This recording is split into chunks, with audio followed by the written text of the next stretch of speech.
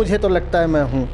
मैं माने अहंकार, मुझे लगता तो है कि मैं हूँ। जब तक अपने आप को मान रहे हो तुम जो कुछ भी कि मैं ये हूँ, मैं ऐसा हूँ, मैं वैसा हूँ, मैं ये हूँ, तो जो कुछ भी अपने आप को मान रहे हो, पूछो अपने आप से इस दावे की जांच पड़ताल कैसे की जाए। मानूंगा तो नहीं।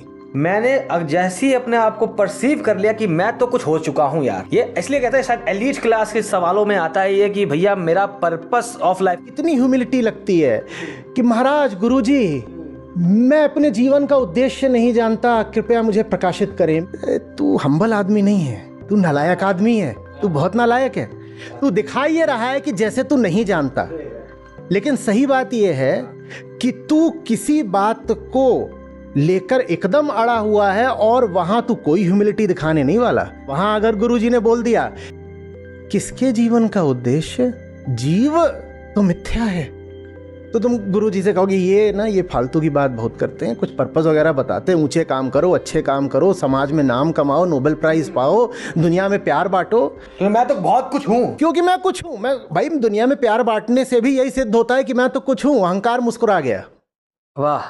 तो जीवन का उद्देश्य पूछोगे तो वो यही है, जीव को जानना, ढूंढना कि ये जो कह रहा है कि मेरे जीवन का उद्देश्य क्या है, वो कहाँ छुपा बैठा है। खोजूं तो सही उसको, ये कौन है, ये कौन है, और उसको खोजो तो कहीं मिलता नहीं।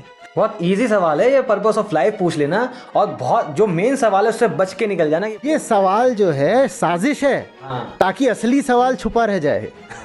वाह, जैसा आपने इस पे बहुत माशाल्लाह बहुत खूबसूरत ढंग से समझाया कि मेन सवाल जो है वो पर्पस ऑफ लाइफ का नहीं है, वो हु एम आई का आ जाएगा। और जैसे ही अपने आप को समझना चालू करेंगे तो हम जो अब तक सोचे थे हम कुछ हैं, वो कुछ ना रह के एक शायद एकाकार या सुपर इम्पोज में पहुंच जाएंगे दुनिया के साथ, I guess. The seer does not survive the seeing. वाह। तो ऐसा नहीं है कि खुद को खोजने निकलोगे तो बदल जाओगे, बचोगे ही नहीं। हाँ।